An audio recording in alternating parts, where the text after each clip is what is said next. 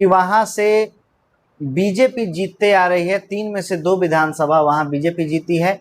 2010 में केवल जदयू जीती थी। इससे अंदाजा लगा लीजिए कि जब राजद और जदयू मिल करके भी 2015 में चुनाव लड़ी दीघा विधानसभा, तब भी वहां बीजेपी ही जीती। जातीय समीकरण तो वह बिल्कुल महागठबंधन के पक्ष में है ही नहीं, वह भी दीघा जैसे सीट पर। तो यह बड़ा सवाल तो है महागठबंधन की ओर से कि आखिर क्या तैयारी की गई 5 साल में, जब आप जान रहे हैं कि यहाँ सीट आप हार रहे हैं। नमस्कार, टीआरपी न्यूज में आप सभी का बहुत बहुत स्वागत है। मैं आपके साथ प्रभुनाथ सन्नी। चुनावी सरगर्मियां जैसे जैसे तेज हो रही है, चुनाव के टिकटों का जो बंटवारा है वह पार्टियों के दफ्तरों में, सिरमौर नेताओं के ऑफिसों में चल रही है। टिकट के लिए मारामारी भी हो रही है और न्यूज रूम में भी बहुत सारी सरगर्मियां तेज हो चुकी है। कौन से विधानसभा में किसका टिकट बना, किसका टिकट कटा, क्या है उन विधानसभाओं का समीकरण, कौन वहां से भारी पड़ेगा, कौन वहां से कमजोर है, कौन पार्टी किस विधानसभा से मजबूत है, उन सब पर न्यूज रूम में, कोई भी न्यूज रूम हो, वहां हलचलें तेज है। अलग अलग न्यूज सेंस के हिसाब से अलग अलग न्यूज बनाए जा रहे हैं। तो हम आपके लिए लाए हैं बिहार के वोटर के हिसाब से सबसे बड़े विधानसभा के राजनीतिक समीकरण, वहाँ के सामाजिक समीकरण, वहाँ के जातीय समीकरण लेकर के आए हैं। और जब बात बिहार के सबसे बड़े वोटर के हिसाब से सबसे बड़े विधानसभा क्षेत्र की हो, तो आप जान रहे हैं कि वह विधानसभा क्षेत्र है दीघा विधानसभा क्षेत्र, जो 2008 में जिसका परिसीमन तय हुआ और वह बिल्कुल नया विधानसभा है दीघा विधानसभा। वहां अब तक 3 विधानसभा चुनाव हुए हैं। दीघा विधानसभा की बात करें तो 2010 में, 2015 में और 2020 में, और चौथा चुनाव होने वाला है 2025 में। तो आखिर बात करेंगे कि वहां का क्या है जातीय और राजनीतिक और सामाजिक समीकरण। तो मैं बता दूं कि वहां से जो विधायक हैं अभी वर्तमान में संजीव चौरसिया वहां के वर्तमान विधायक हैं, बीजेपी से विधायक हैं। 2015 में भी उन्होंने जीत दर्ज की, 2020 में भी उन्होंने जीत जो है दर्ज की। तो आइए सबसे पहले जानते हैं कि उस विधानसभा क्षेत्र में कौन कौन से क्षेत्र आते हैं, क्योंकि पटना का सबसे जो बेहतरीन और सबसे सुंदर इलाके उस विधानसभा में आते हैं। जैसे मैरीन ड्राइव आपने सुना होगा, उसी विधानसभा क्षेत्र में है। राजीव नगर, राजवंशी नगर, आसियाना, दीघा, यह सब जो बड़े बड़े पटना के सबसे बड़े और सबसे सुंदर इलाके हैं वह दीघा विधानसभा क्षेत्र में आते हैं। और आपको यह भी जान करके हैरानी होगी कि वहाँ 80% जो वोटर हैं वह शहरी वोटर हैं।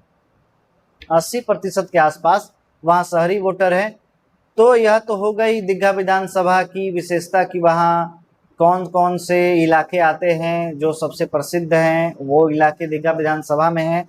अब हम आगे बढ़ते हुए जानते हैं कि आखिर ऐसा क्या तिलिस्म है कि वहाँ से बीजेपी जीतते आ रही है। 3 में से 2 विधानसभा वहाँ बीजेपी जीती है। 2010 में केवल जदयू जीती थी, क्योंकि 2008 में उसका परिसीमन हुआ था। 2010 में आप जानते हैं कि नीतीश कुमार का इस प्रकार का तिलिस्म चला था कि बड़े बड़े धुरंधर नीतीश कुमार के सामने हार गए थे और दीघा विधानसभा भी जेडीयू के खाते में गई थी। 2015 की बात करें तो 2015 में आपको मालूम होगा कि राजद और जदयू एक साथ चुनाव लड़ी थी और वहां से जदयू के उम्मीदवार थे और जदयू के उम्मीदवार भी हार गए थे 2015 में और जीती थी बीजेपी। तो आप इससे अंदाजा लगा लीजिए कि जब राजद और जदयू मिल करके भी 2015 में चुनाव लड़ी दीघा विधानसभा, तब भी वहां बीजेपी ही जीती, संजीव चौरसिया ही जीते।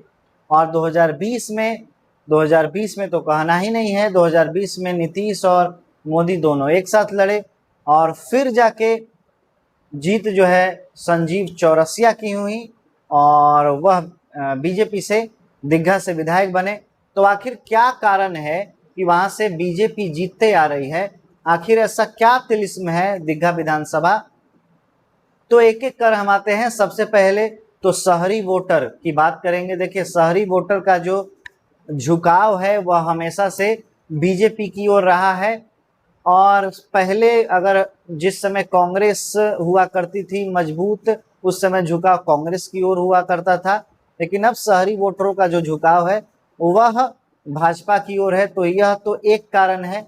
दूसरा, जो जातीय समीकरण हम जब बात करेंगे दीघा विधानसभा क्षेत्र की, तब समझ में आएगा कि आखिर क्यों वहां एनडीए गठबंधन या बीजेपी जीतती आ रही है, चाहे वह राजद या जदयू ही गठबंधन क्यों न कर ले। तो अगर हम बात करेंगे, तो अगर हम महागठबंधन के वोटर की बात करेंगे तो मुख्य तौर पर वहां आरजेडी है।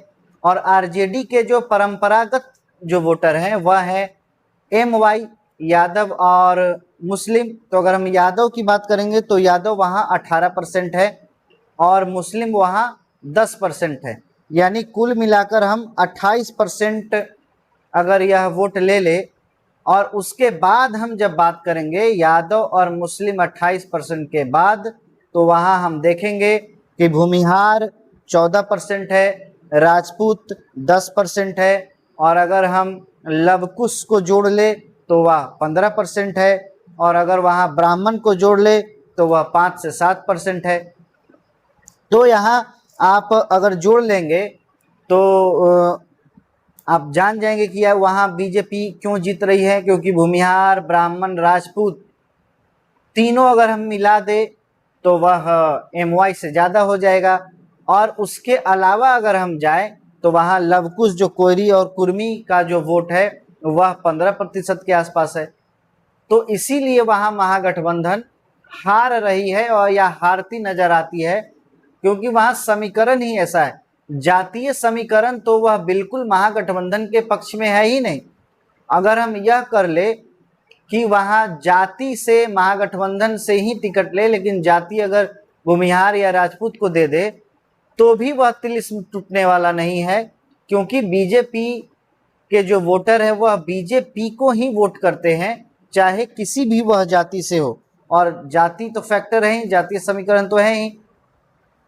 उसके साथ अगर हम इसमें और जोड़े तो अति पिछड़ा समाज का जो वोटर है वह 12% है। अति पिछड़ा समाज, अगर दलित और महादलित समाज का जोड़ ले हम तो वह भी 12 से 15% है।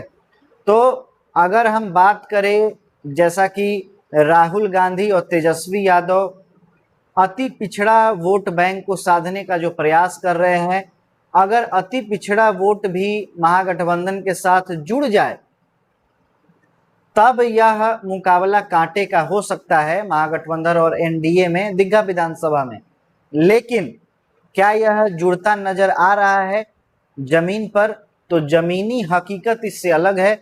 जमीन पे अति पिछड़ा समाज का वोटर और दलित और महादलित समाज का जो वोटर है वह महागठबंधन से जुड़ता नहीं नजर आ रहा है। वह 1-2% अगर होगा तो उसकी बात मैं नहीं कर रहा हूँ। जब तक भारी मात्रा में, ज़्यादा मात्रा में वोटर शिफ्ट नहीं होते हैं तब तक उसे नहीं माना जाता है। तो इसी जातीय समीकरण की वजह से वहाँ महागठबंधन नहीं जीत पाता है और बीजेपी वहाँ क्लीन स्वीप करती है, क्योंकि बीजेपी के ही वहाँ परंपरागत वोटर हैं। और खास अगर हम यादव और मुस्लिम में भी जाएं तो यादव में खास करके जो 18% यादव का वोट है वह भी शहरी क्षेत्र में है, और शहरी क्षेत्र में जो लोग होते हैं वह आम तौर पर किसी भी जाति से हो तो वह बीजेपी के ही वोटर माने जाते हैं, बीजेपी को ही वोट करते। तो इस कारण यहाँ महागठबंधन हारते नजर आती है और एनडीए यहाँ क्लीन स्वीप करती है। आप 2 चुनाव से देखिएगा तो पिछले चुनाव में लगभग 50,000 से महागठबंधन यहाँ हारी, और इससे 2015 के चुनाव में हम देखेंगे तो जब जदयू और राजद भी एक साथ थी फिर भी 25,000 वोट के आसपास से यहाँ चुनाव हार गई है महागठबंधन और जीत एनडीए की हुई है।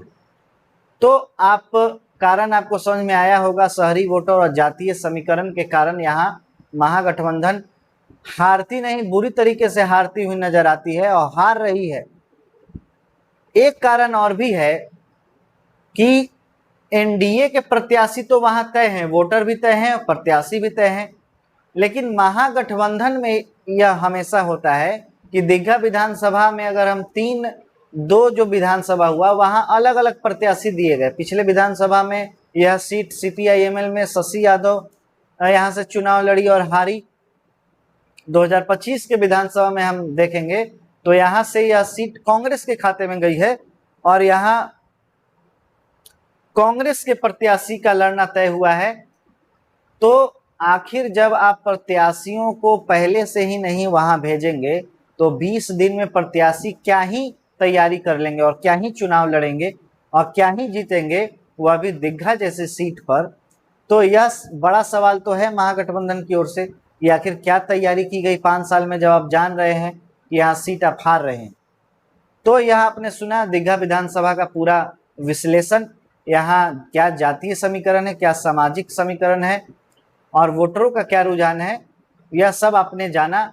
आगे की वीडियो में हम और भी अन्य विधानसभाओं के संपूर्ण विश्लेषण को लेकर हाजिर रहेंगे। बने रहें टीआरपी न्यूज के साथ। बहुत बहुत धन्यवाद।